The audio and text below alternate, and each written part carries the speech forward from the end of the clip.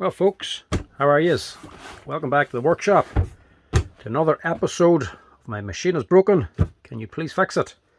And in this case, she's actually my machine.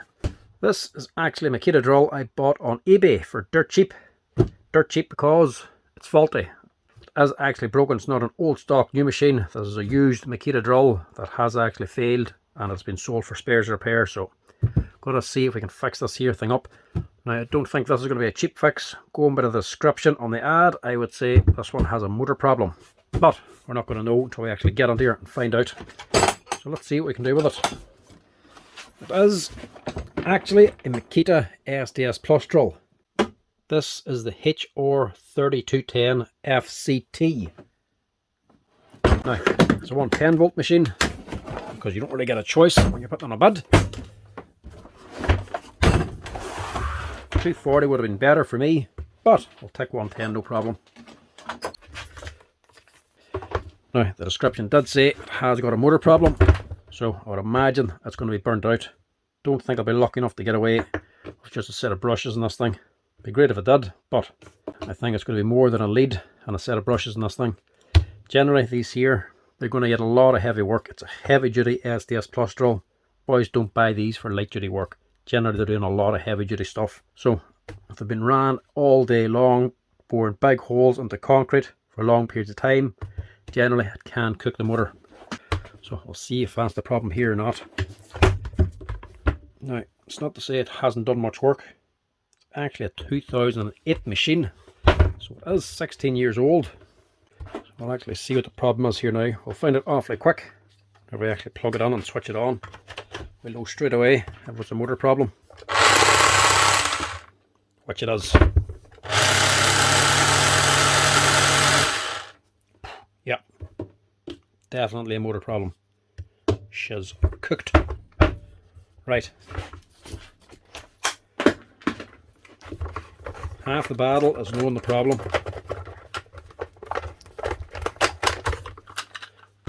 Strip her down and see how bad she is. It's going to need a new armature anyway. Hopefully we don't need a field or brush holder. Hopefully we'll just get away with an armature and a set of brushes. But we'll also just check the hammer sections like up here as well, because she has 2008, so it has done quite a bit of work, or at least it is old enough. And like I said, this is the SDS Plus. This probably does look quite familiar. That's because Makita also have this size of hammer and an SDS Max. That's the wee small light one you've probably seen in other videos. They'd be more popular than this here. Now, you wouldn't see this one in the workshop as often because it wouldn't be as popular a machine. It does only take SDS Plus bits. It's a very big machine for that, so it'd be very expensive to buy. So not many people actually go for it. But when they actually want to use SDS Plus bits and they're doing a lot of holes, this is the best option for it. It's going to do the most amount of work. Best bang for your buck, as you can see from being a 2008 machine. But Makita used this exact same motor, but have an SDS Max chisel on it. So same size of machine, roughly, just with an SDS Max head. Not as good and a reliable machine because it's a lot smaller with a small motor, but very, very light. You probably see me working on them a wee bit in the workshop, getting things like motors. So because they're so much smaller than the SDS Max, they burn out a lot easier. But because they're so small and light, boys actually like to use them. So because the SDS Max version of this is so popular and it has a tendency to burn them out, the motor for them is fairly cheap. The actual armature, because they'll be changed quite often, like you'd have the price put down to make it more worthwhile to replace them. So that means the armature for this one is actually quite a good price and well worth putting on. So hopefully this won't be too expensive to repair. Anyway, we'll get on and see what the crack is.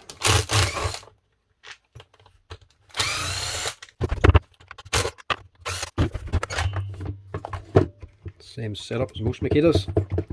The handle just has the switch, which is just an on-off switch. Just going to a lead and a connector down in here. That's all the handle's actually doing. So she's actually quite tidy. I was expecting at least an oil leak or something around here, but there's not. I wouldn't say that's done a massive amount of work, or at least that's been cared for. We screw missing there. So the screw missing, someone's already been on it and checked it out. Well, obviously, because he actually put up a description saying has a motor problem. Now the brushes on it look brand new. I would safely say somebody's changed them.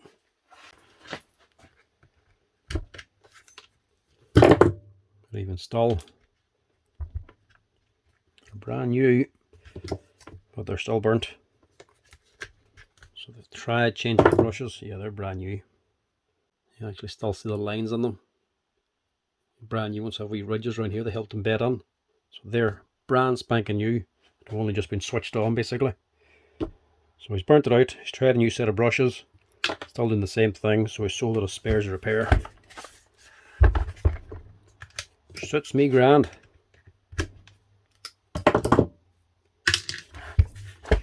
Now that holder as well is actually burnt too. It's melted up on there. So that'll need to be replaced. And there's a screw missing here.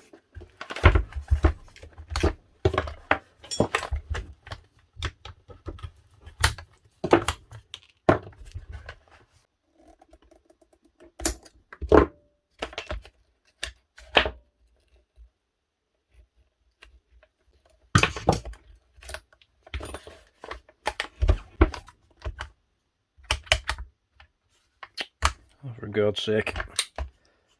There's a quick chuck. Removable chuck. Don't have to dismantle that at all. We know the keyways are still good in the tool holder as well. There's nothing wrong with the chuck. Now this one actually has the dampers on it as well, so nice and comfortable to actually run this machine. There's actually two big springs in here and a counterweight, so whenever this is actually hammering, going back and forth, the counterweight is actually taking the impact out of it, the vibrations. So it's a nice machine to use.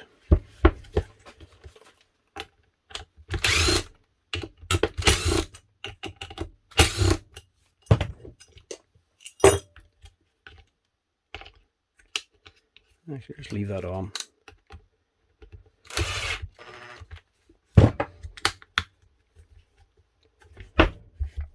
Take these off to get to the screws underneath. Get the motor off.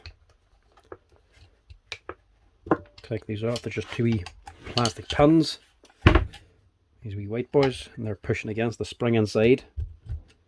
So if you push them on, push them up, it'll actually unhook them.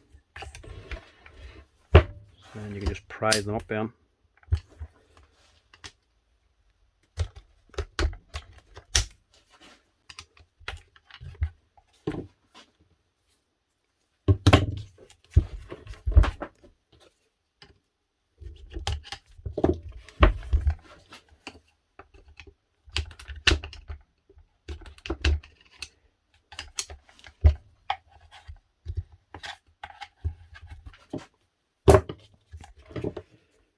Four screws underneath them then.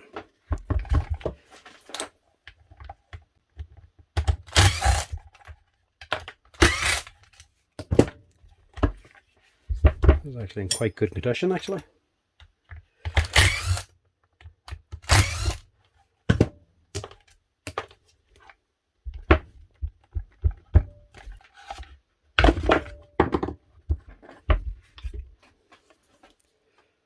And there's the damage.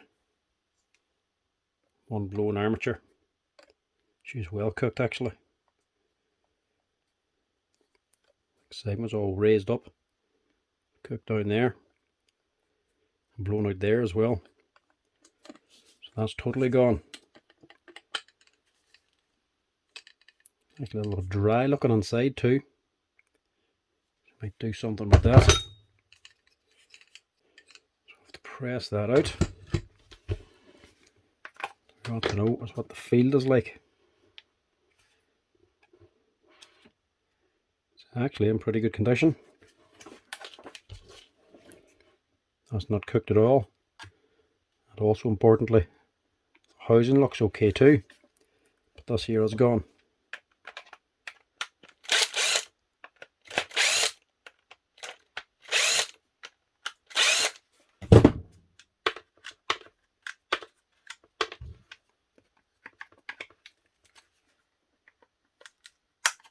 There's an LED light in this as well, so make sure that doesn't get damaged. Just pull this out as well.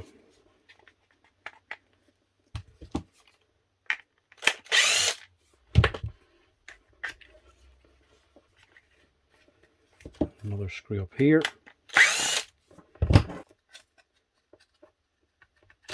Put that out. Just disconnect a little LED for now.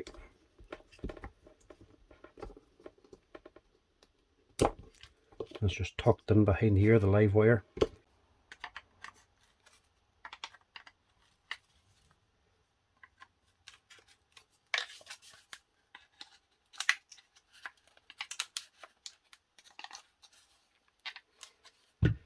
There's actually plugging into your field as well.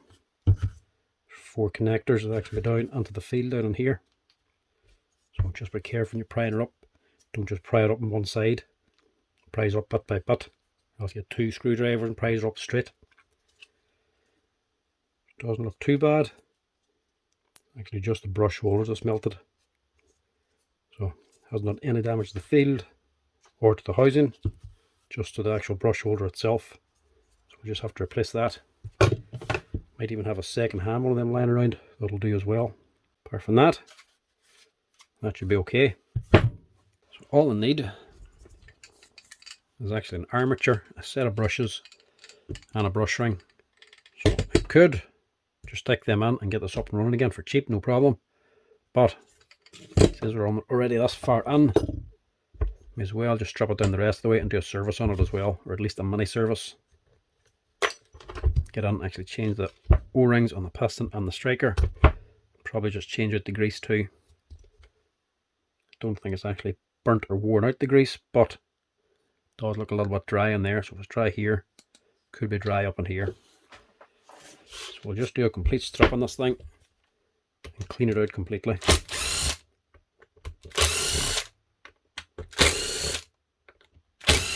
And if we're doing that, I'll just make it a full teardown.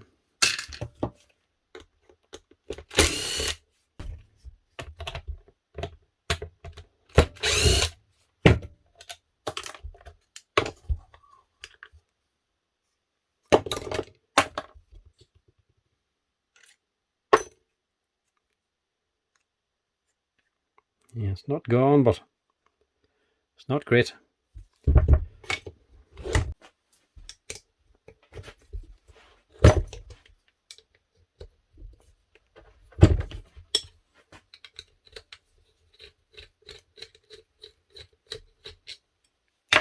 Generally, gearbox area, these don't give an awful lot of trouble.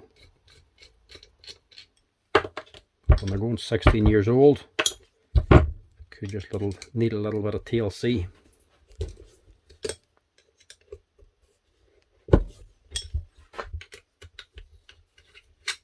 Generally, the main problem's going to be in the motor, mainly because of the heavy work they're actually doing.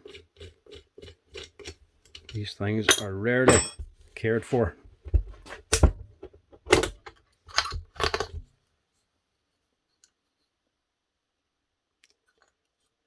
one side of here.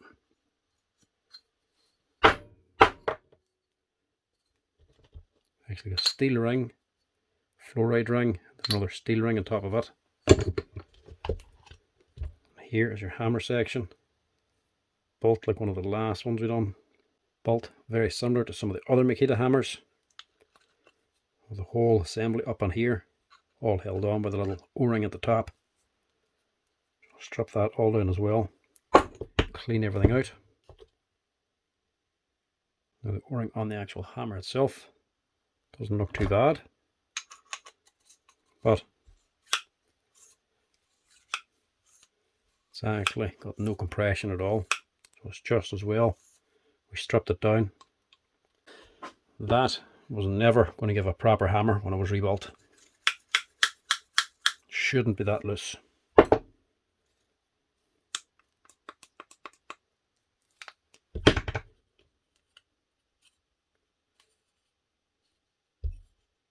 So inside of here, a little selector yoke up in here. little metal fork. That comes out. Behind that, well, that's the piston actually. Normally that's a little bit harder to get out. Then behind this is the bevel gear for actually your rotation for boring. That's sitting down in there. Pull that out. Now, two things to check here. One is the bearing for the crank.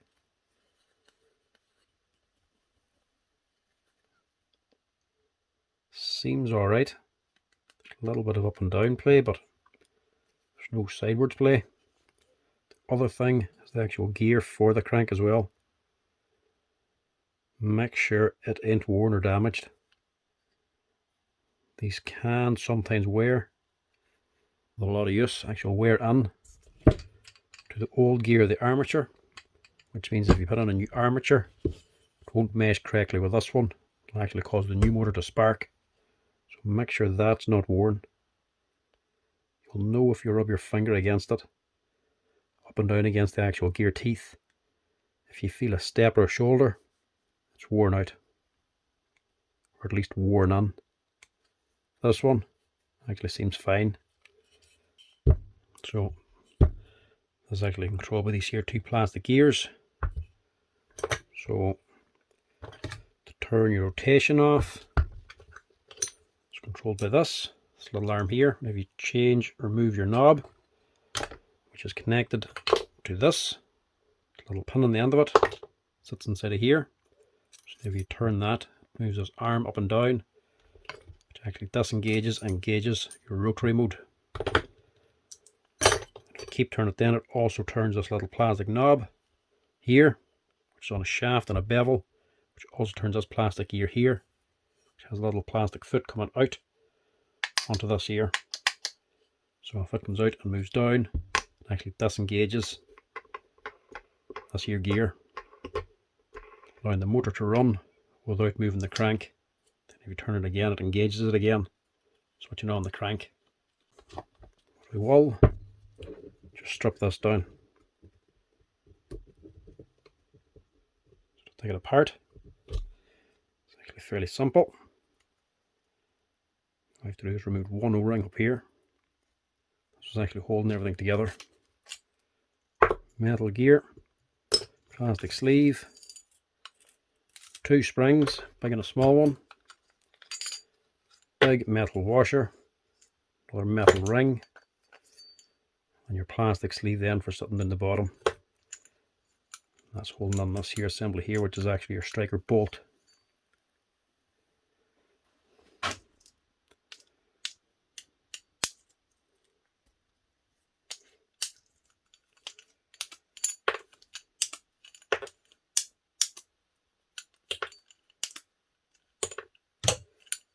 Them pins, think about the whole tool holder. Pull that out, you can then remove the selector.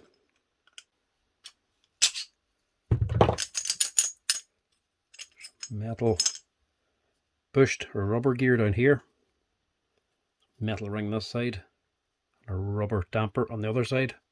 Also just check that because that has a tendency to perish. This one looks okay. And you have your ring then for holding everything in at the front. So your striker bolt, which is actually hitting your chisel, that looks fine. Just check your fluoride ring here, sometimes they can wear. That one looks good. The holder looks good. So I think we're good to start washing. Wash all this out. Also just press out this armature. Yeah, for the hell of it, we'll just strip the whole thing.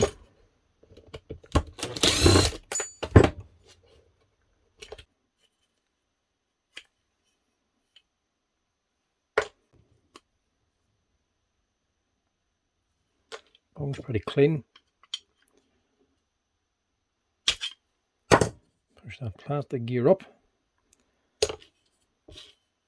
That'll let you pull out this bevel gear on here.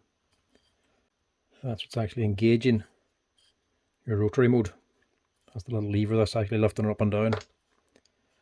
Pop that out. Get off the C-clip.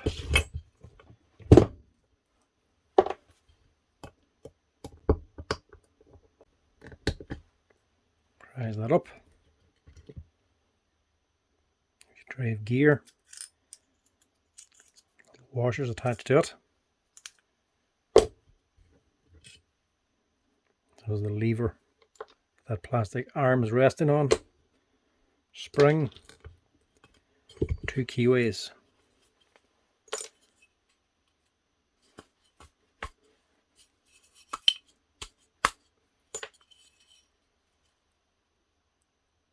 Now,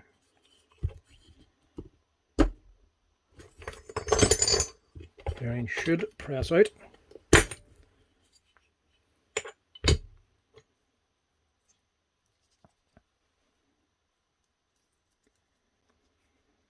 It's a 6004 if you ever do need to change it.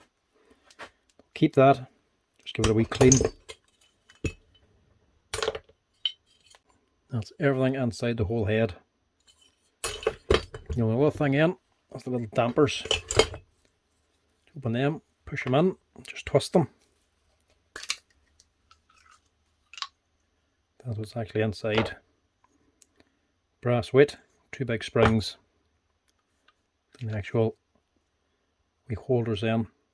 That's what actually locks it into place. So they're just being pushed against that spring. A little O-ring on the end of it, just to keep the grease on. And that's it.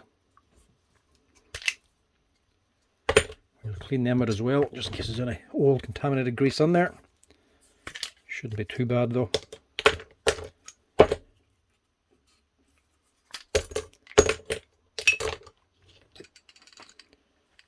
And this here.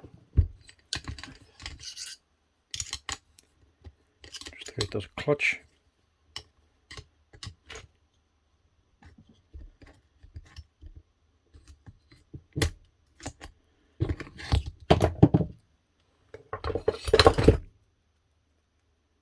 Bearings are still good in that too. They generally don't give much trouble. Clutch is still good as well. Nothing wrong with the gears. That generally gives no trouble at all. Barely ever have to replace a clutch in these things. Right, stick it in the bearing press and press it out.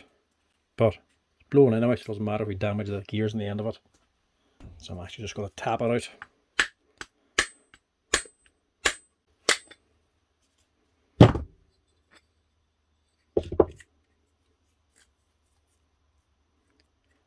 So, new one of them should come with bearings and this here seal on top.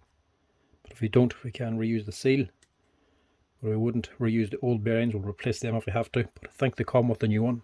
And the oil seal then. You can go by the Makita number and order the Makita part. Or you can just order the oil seal number, which is actually a 1222 4.5. That one I'd say is alright. Hadn't actually leaked any grease whatsoever. Generally, they don't give a lot of trouble anyway. So I might just keep that one. For in any doubt, just replace it. It only costs like 10 or 15 euro for the actual oil seal. But that's her, all stripped down, ready to go. Just need to wash everything out now, get rid of all the old grease. Then have to see about getting spare parts. I'll see if I have an armature in stock. I'll see if I maybe have a second hand brush holder. But if not, I'll have to order one on. Right, wash this out now. Not what you like to see when you're halfway through washing a machine out. All these bits done, all this is still to do. But what is that? A tiny little piece of metal that's obviously broken off of something. Where has that come from? And what part is actually broken that needs to be replaced, potentially? I'll have to see where that came from. I think we found the culprit. Not up here. Down there. Look at that. Smashed through the shaft where the keyway was.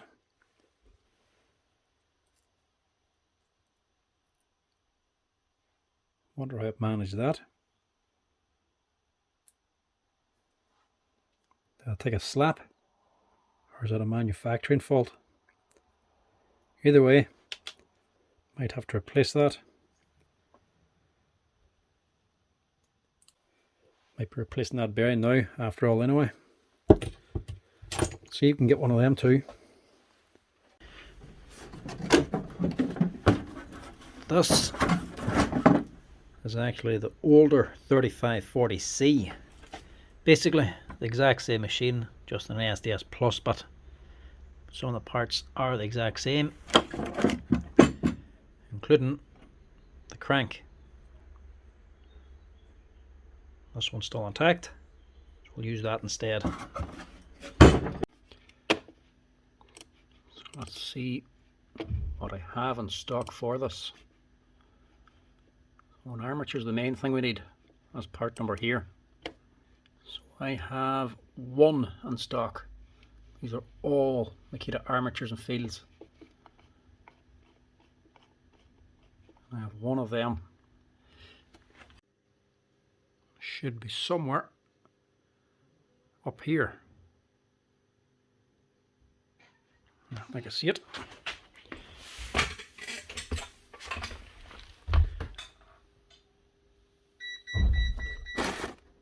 There we go. One armature. Actually bought nearly a year ago. Been sitting in stock a little while. 746-4. 746-4. That's it. Now, new armature, so we'll also need brushes. So there's CB350s. Should have them in stock. We also need a brush ring or a brush holder.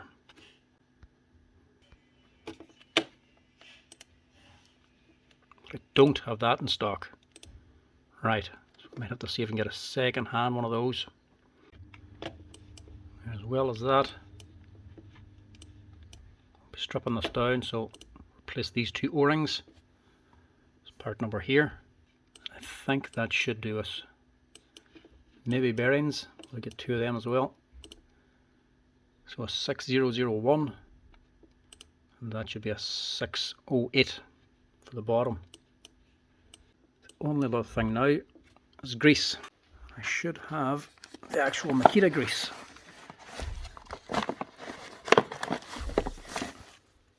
I've one left anyway. Now, a few Makita hammers here. Should be able to get a brush holder of at least one of these.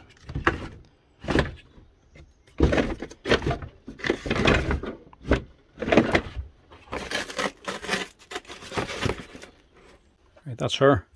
All washed down, dried down, and ready to go. Now, what we don't need is the armature, and the brush holder, and the old crank. Get rid of them. I'm thinking the new brush holder, or second hand at least, and the second hand crank. So the first thing we'll actually change is we'll change this bearing. Just get it out of the way, have it ready to go. Bearing's probably not that bad, but there's a dent on it there in the seal. So we'll just change that. And you don't need a bearing press for this either. You can actually do this by hand. They're not all that tight. Get rid of that. And fit a new one. These are actually a 604 bearing. Simple as that. No bearing press needed. So that's that one ready to go. And of course the main bit, your armature.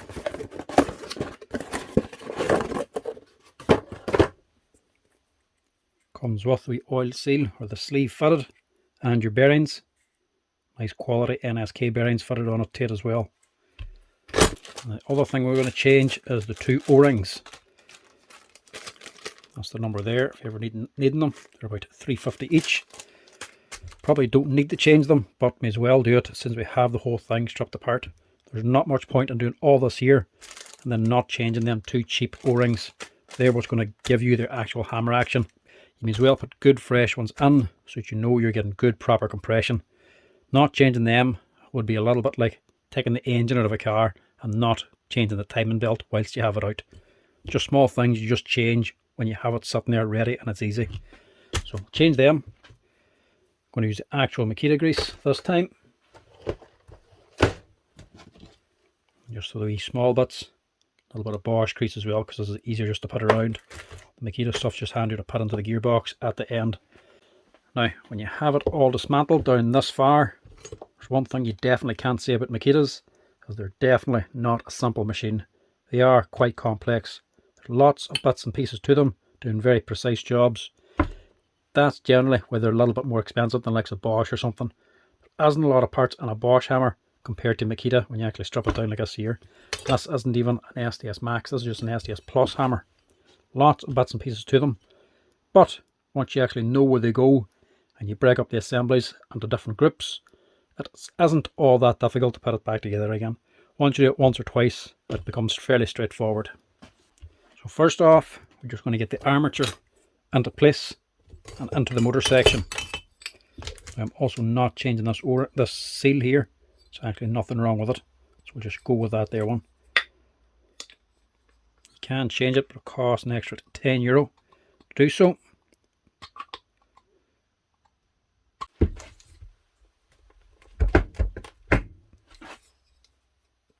Push that in there. Now, before you put your armature on, there's a little wave washer that needs to go in first. This little boy here. That just drops into the hole where the bearing's going. Just gives a little bit of extra tension. Make sure there's no slack in the bearing. The air deflector. It's this side here. There's a little notch up here. Matches this notch on the air deflector. And you can drop in armature on the bottom of the gearbox. Push that down.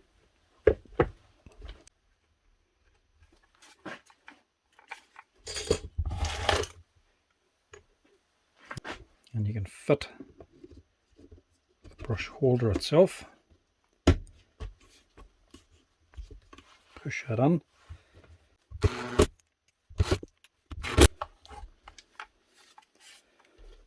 Now, just going to replace these as well. I suppose I have to change them anyway, because that lead actually broke off, remember? So I'll replace them. I would replace them anyway because they were still running on a burnt out armature, so just in case. And they are actually copy brushes anyway. They're actually not genuine ones.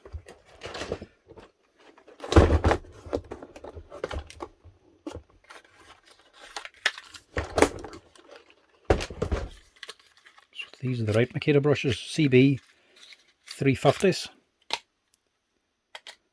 If we compare the two, yeah. So 350s right on the wrong side. See, in this one, it's actually put the lead into the 350, unless these are rejects from Makita or something. No, they're not. See, with the wee stop pin, so it's a wee brass insert on top. There's a wee piece of plastic in there and a spring. Then this piece of brass is glued on. So if the brushes get down so far, the pin pops out, stops the machine. This wee cheaper sort of one here has a bigger brass piece and it's set on too far. They're very similar. That one's definitely not genuine. Not that it's going to matter. It's only a set of carbon brushes. Doesn't matter if they're fake or not. It's not going to change the performance of the machine. It's not what actually burnt out the motor or anything. These are just transferring the power into the armature. They're made of graphite, so they actually conduct the electricity, so you can put the power into the armature. But they also wear away and are very slippery, so the armature can just run smoothly across them. They're not really doing anything else apart from just transferring power, and they're able to wear away. So unless these are made of solid brass, that's not going to affect the armature at all. You get softer and harder brushes for different types of machines. That's not going to kill it. It's just that they're not genuine. Not that it's a big deal. And I fit these ones, I would still change them anyway, even if they weren't damaged.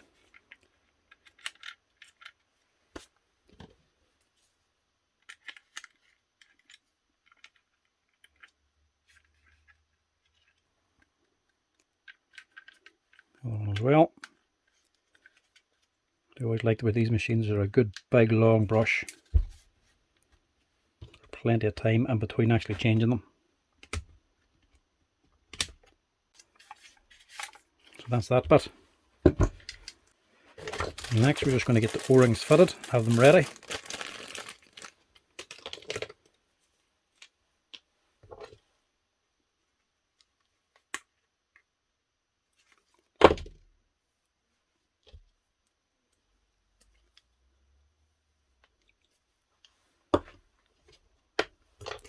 Same on the hammer.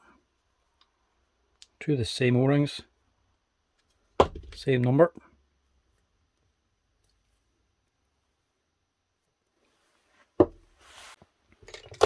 Now to get rid of some of the bulk of the stuff, I'm also just going to get the actual dampers put back together again as well.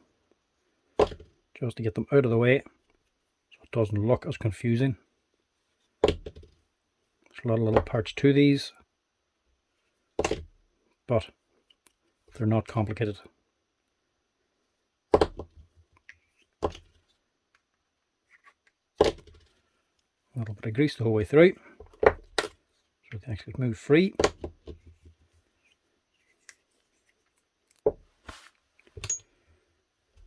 And we'll get these rebuilt.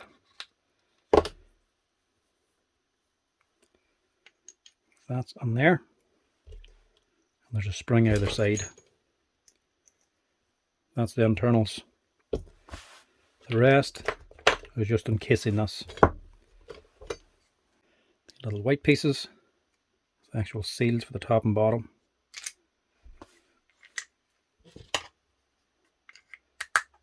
You just push in.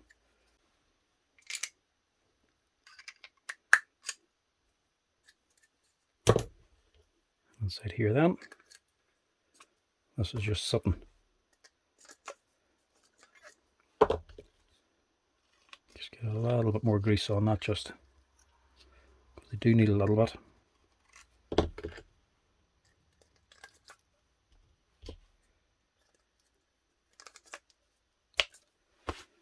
you have to do is push them in and twist them to lock them into place. Simple as that.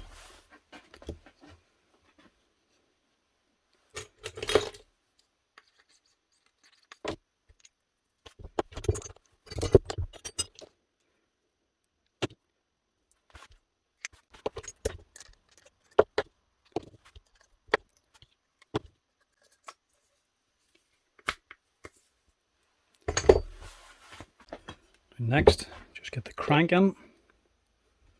We'll have to have the crank fitted before we can refit these little selectors for changing the rotation mode.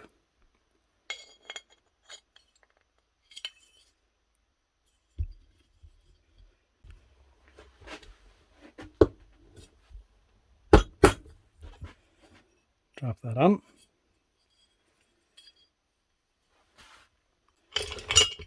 Do this part. You can do it like this, or you can actually do it before you refit that crank. This is the way I just do it because this is the way I learned to do it. I'm just used to doing it this way. I think the actual repair instructions tells you to actually do it when it's out, but I find it easier this way. Never the first one of these I ever done. I just had to learn as I was going.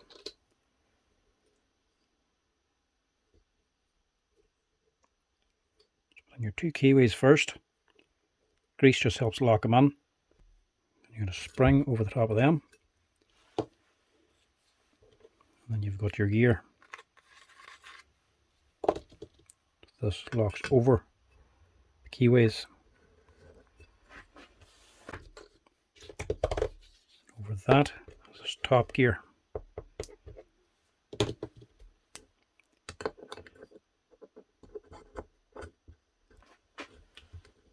Bottom locks into the top one, or it can slide in either or, depending on if it's on hammer mode or not. Rotation mode.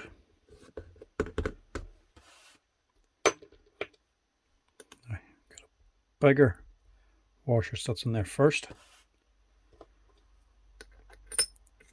The penny washer then for fitting over the shaft. Hold that on then, it's a little C-clip.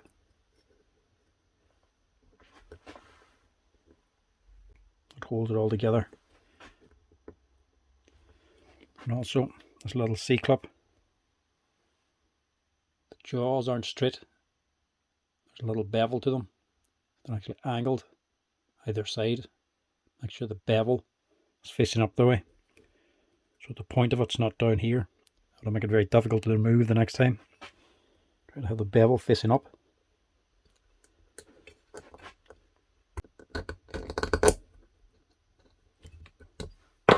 Clip that in.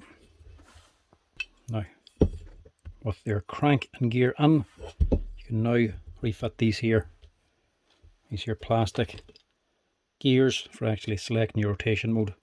And these have to go on the right way around. They're position sensitive. If you fit them wrong, whenever you change your knob at the top for selecting your mode, it's not going to go into rotation mode and the right selector. So this has to be done right. First off, this here little back piece back on again. Actually, no reason to take that off to begin with.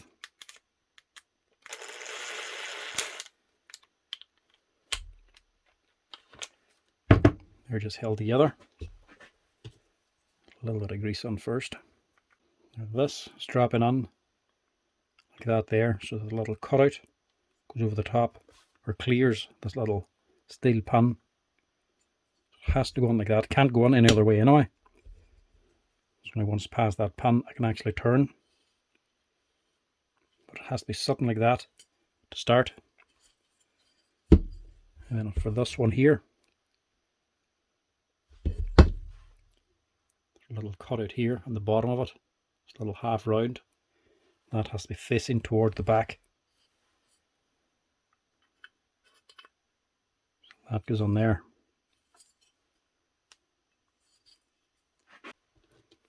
Then you just fit. We plug then for your oil seal. That just sits there. Just put it on straight. That should do for now. That's them two ready. Now we'll work on the actual hammer pipe. This is where it can get a little bit more complicated. Bit of grease anyway to start.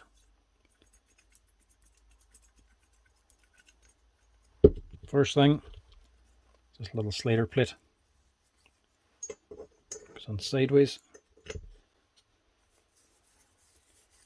and you can fit this plastic sleeve over the top. That's what's actually pushing down on it. So basically, there's two separate components here moving. Both of them have their own spring acting against them. So you've got a big washer on first, support this here spring. And this is going to act on this. You have a smaller spring then at the top pushing against this one. So that's sitting on there. You have a smaller sleeve then, a metal one. And this sleeve is taking the second spring, so it actually faces up the way.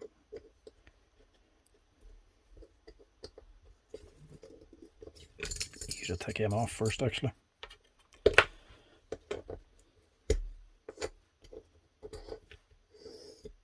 That's sitting on there.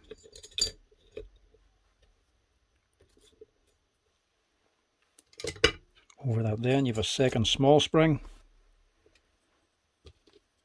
And this here has been pushed by the small spring.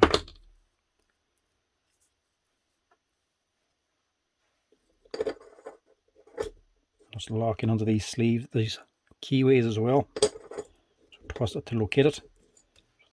So this metal gear is bearing down on this plastic one and locks on. So whenever these are engaged, it's locking the rotation.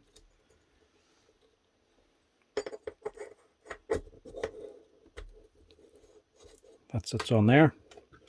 And to hold them all in place, this little fine O-ring that sits into a track on the top. Whenever this goes up, it gets stuck on the O-ring. So that's that assembly. After After that, you're going on to your tool holder section. Again, touch of grease. Just get some on that seal as well.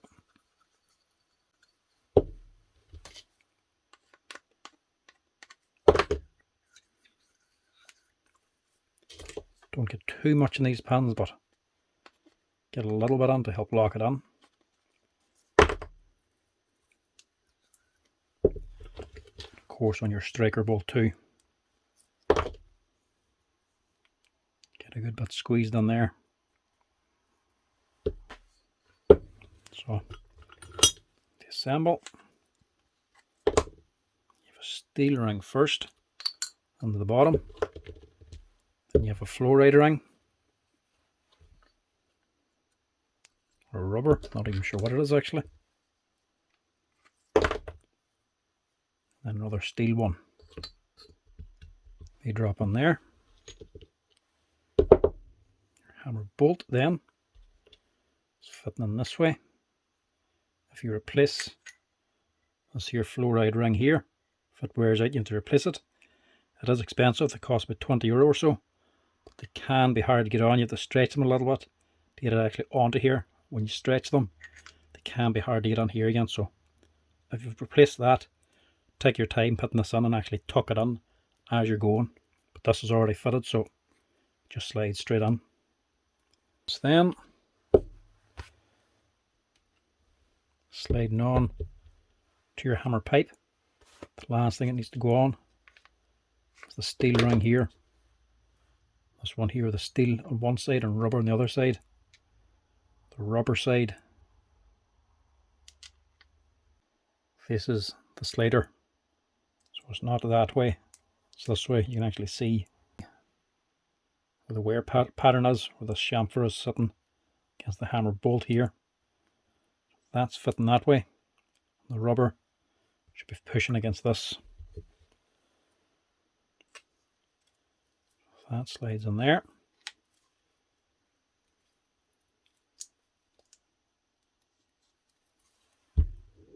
Line up your pins to lock them in.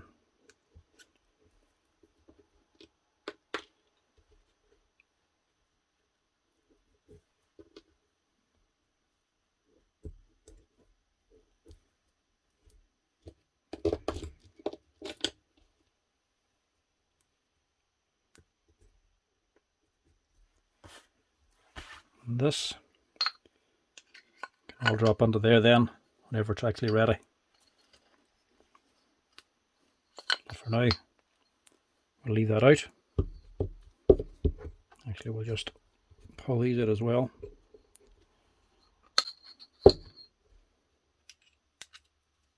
Just so that they actually hold on them pins. But the grease should hold them on anyway. So that's that ready. The top ready to go on. Now we can actually finish the gearbox housing. Now that we have the actual hammer pipe ready to go. The first thing before anything else is your piston. You want this in before everything else, because if you put in your selector for your bevel gear, you'll not be able to fit this properly. So drop that in, get it into place, drop it down there, and you can throw on this little cover. It can sit in there.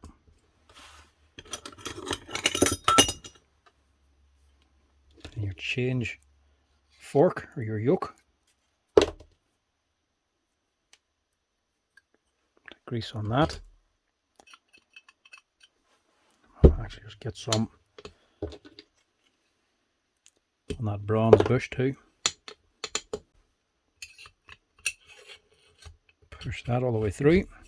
I'll come out onto here.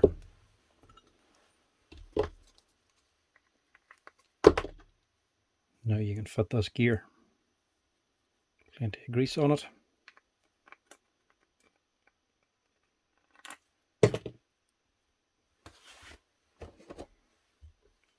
Drop that down on top. Nope. Other way around.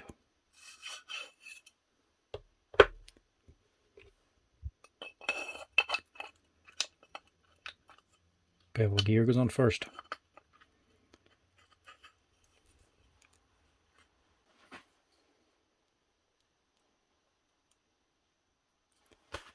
Push that all the way on.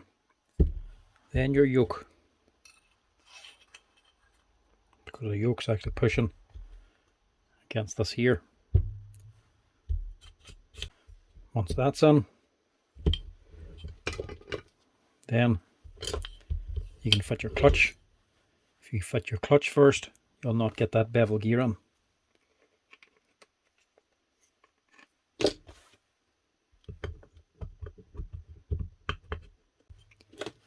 Drop that on. We'll just get a bit of grease on it then. Throw that in. Slide these two together.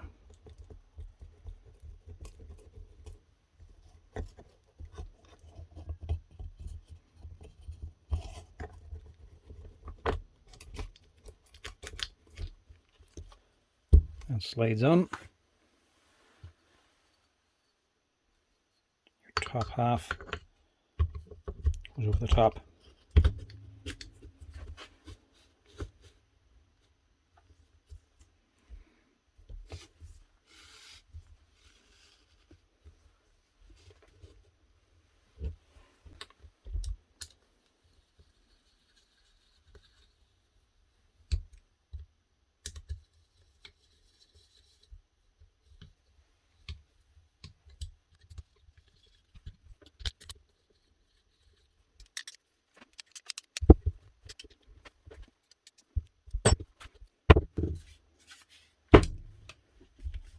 On here, again, bit of grease, get some of that needle bearing too. Just take a little bit of all this oil seal, just to help it seal. You want to fit it dry.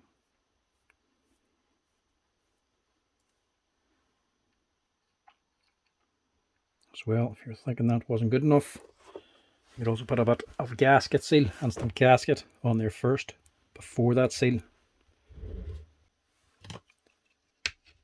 Right, don't forget the part that I normally do forget. It's this little cupped washer. That sits on there. Amount of times I've forgotten to put that on. Before I fit it, just going to get a little bit of grease onto this lighter Makita stuff. Handy stuff to have around. It's only 30mm tube. Very good. It's very good grease for the Makitas. That's the number there if you're ever looking for it. Cost about €8 or €10 for a little bottle of this. Handy to top it up, or for if you're ever rebuilding them. A little drop on there. This can still migrate into the top section as well. It's just a little bit more liquid than this Bosch one. You can drop these two halves together.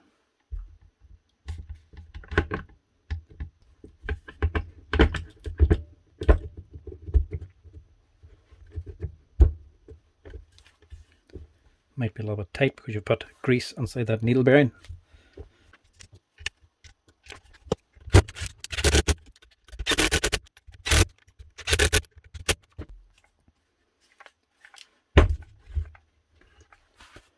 You can go ahead and fit your shocks. They slide on, and push in these wee white boys again to lock it on.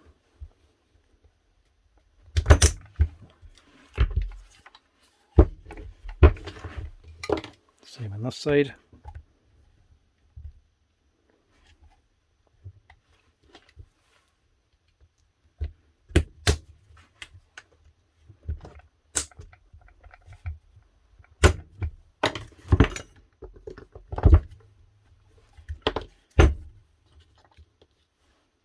Also let this drop out. That doesn't matter.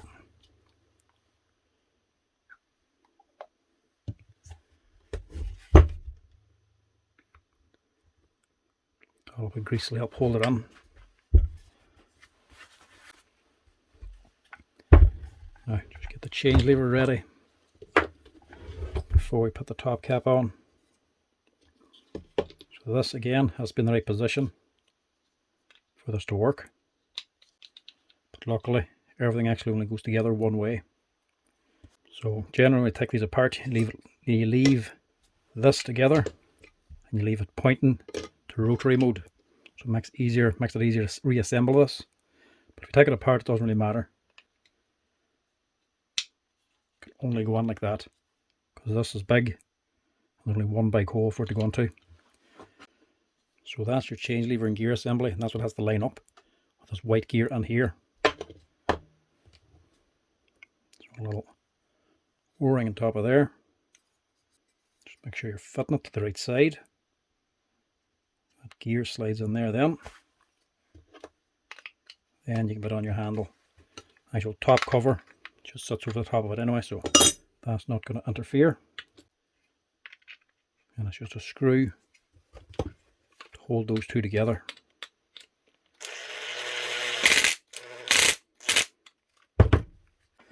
So before you actually take this apart, you want to put it, where way am I? That way. You want to put it to rotary hammer mode, which is to the left at the rear of the handle. So you'd want it to be pointing to here before you disassemble everything. But it doesn't matter if this plate's on or not, there's still an indicator. Just a little triangle on this here top cover to tell you where it has to point to. So put your change lever to that triangle. That's now sitting in the right position for these gear teeth. See these three that's open, the rest is closed. For them to actually drop onto this, that has the rotary section then all together the way it's meant to be. So before we put that on, we just get the rest of the grease onto here.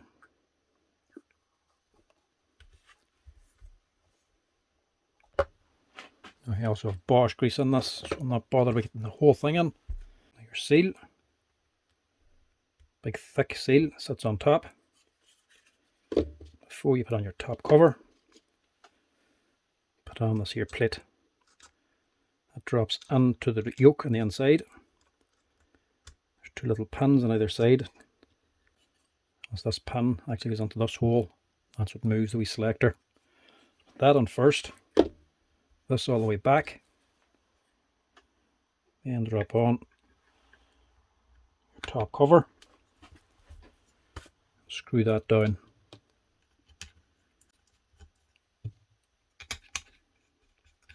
Seems very complicated trying to get it all lined up, but Makita have it all sorted. Left it nice and simple, everything just drops together.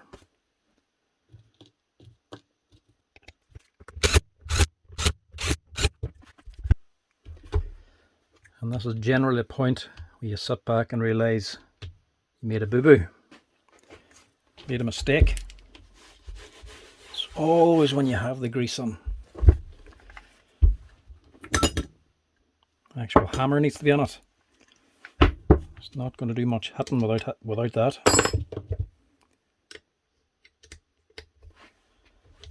Not a big deal. There could be worse things we could forget to put on. At least without that you'll know straight away it's not on there. And it'll not actually do any harm to the machine if it wasn't on. There's a lot worse things you could leave out and cause damage. Plus there's another reason why it's really good to work on a clean bench. If you're doing this full time every day, you could end up doing 5 or 6 of these machines in a day. The tendency to just keep on going, sometimes not tidy up, just to get things done. But if you keep a clean bench, put everything back where it should be, if you're finished the machine, you'll see if there's anything left behind.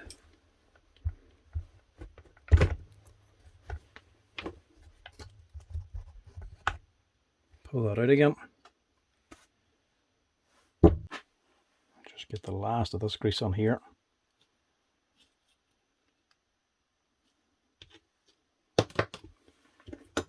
And drop on your hammer. The side with the seal, the O-ring, fits towards the piston. Drop that on. Then we'll just refit it again.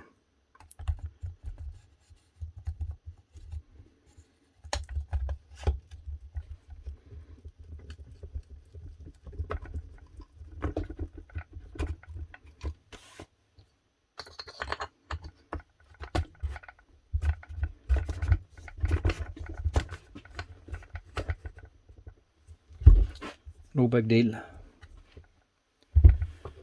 Just a little bit of an annoyance. Had to happen on a video.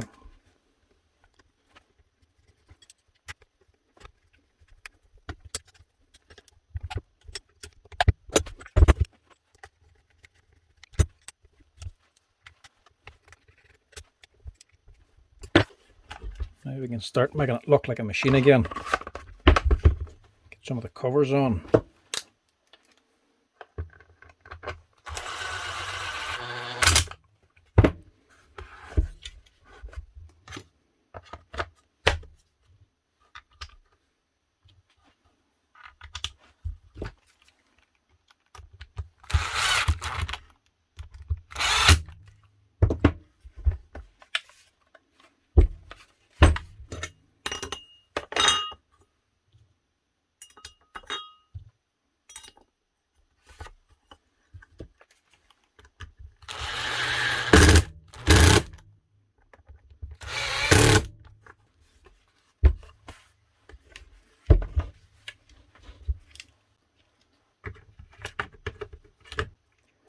Don't forget this little connector for the LED.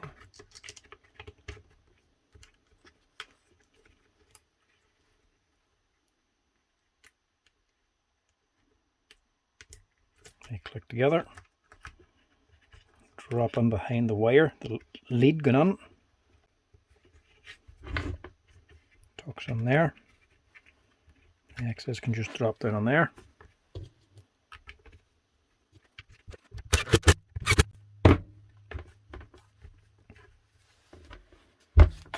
Don't forget about this spring up here. It just pushes on.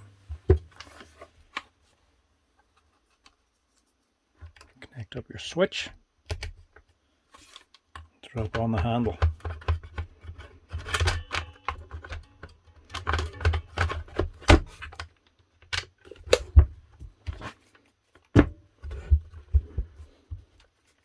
Coarse threads are at the bottom.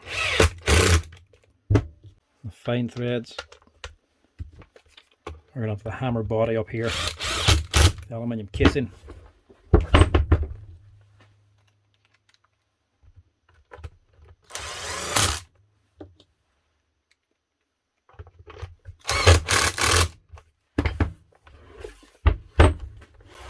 The chuck, it doesn't technically have to take apart. We'll just put it together now.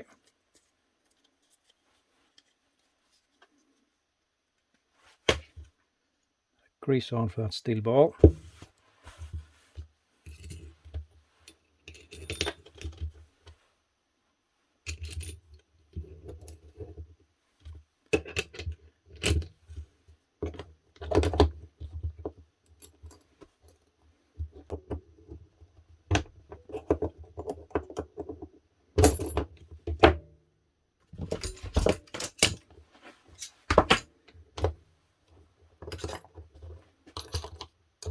To get it started over the top, and a screwdriver can only be used to push it on the rest of the way. Cap on top.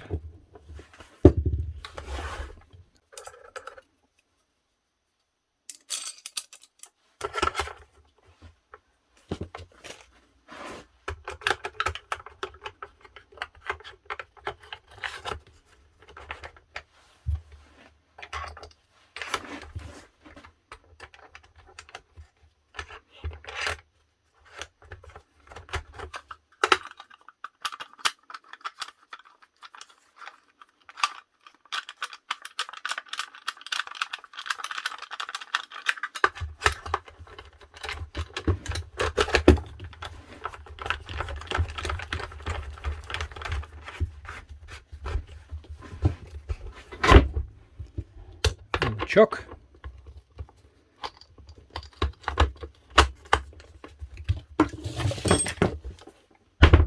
And that's her.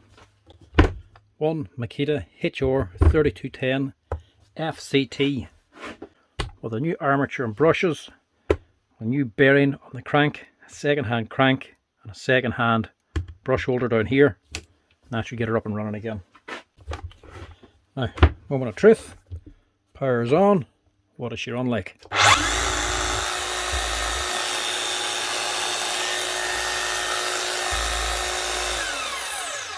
Nice one.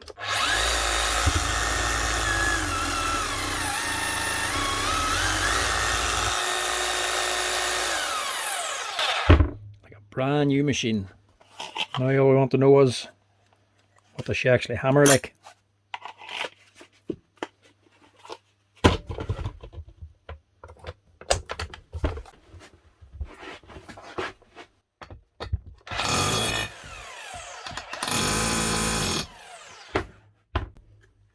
Rotary mode with hammer. Rotary only.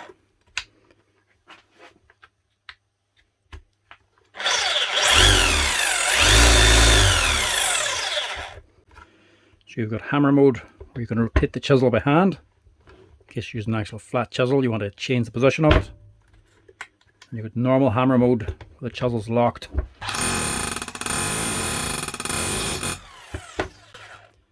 That's her. One Makita HR3210 up and running again. She's looking as good as she sounds. €100 for a new armature, 16 for a set of brushes, a few extra second-hand parts. So for a second-hand machine bought off eBay as spares or repairs because she was busted, well worth the money. I think I spent €30 or €40 on the actual machine itself as a broken machine, then another 120 or so on the actual armature, and a few extra euro then for a few second-hand parts. But even still, that crank only cost about €20 to replace, the bearing about €6 or €7. But even if you had to buy them brand new, even the brush holder, €20 or €30, it's still worth the money. These here things to buy probably cost about €400 or €500 new. So fixing up a second hand one easily saves you half the money. And it leaves you with a machine running like new at way better money. That's it folks, that's her, all ready to go. Don't know what to do with this one now. Probably put this one up for sale. If it had have been 240 volt, probably would have kept it and added to the collection, but 110 I wouldn't really use as much. So this one might put up for sale at some stage, but for now I'll just keep it here for now. Anyway, that's it. Thanks for watching folks. That's how you replace the armature and fix up the Makita HR3210. Thanks for watching. Give us a wee like and a follow down below if you're enjoying the videos as always folks. If you want to help out the channel, hit that like and share button as well. Cheers. Thanks for watching.